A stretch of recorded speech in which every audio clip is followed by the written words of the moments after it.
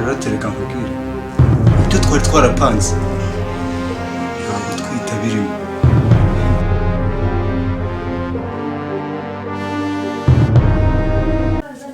kuva natangira kukubona mu ubuzima bwanjye bwatangiye kwiyumva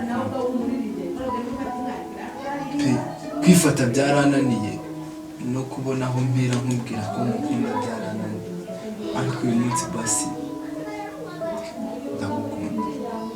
Akubundi kuri kubintura ninjye uri kukwishyuza amadeni kandi nagusatagura ninjye uri kuyakwishyuza nagusatagura wajya kubitura umuntu uje kukwishyuza amadeni nuko gusiga. Reka nkubwire rero ndakwiyamye n'ikindi gihe waba urara utaburara ibyo ntibindeba kabiri gatatu ahubwo ndanashonje n'umwana ari gushaka ibyo kurya. Bajya kurya buriya bugari. Ubuhe bugari? Ubu usundi wajya kubuteka ureba wabonaga ubugari aribwo ndi burye. Hakoze umuntu wabukumenye. Hakoze umuntu wabumenye. Yakoze.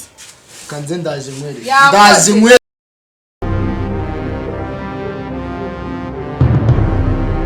Uri kureba ikumukora gutya. Musaza urukozeho mbibone.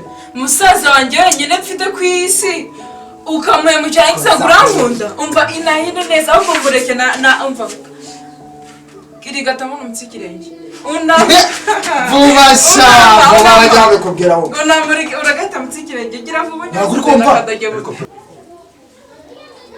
ndare n'uyu nguyu umwana shani mwiza pe shani mwiza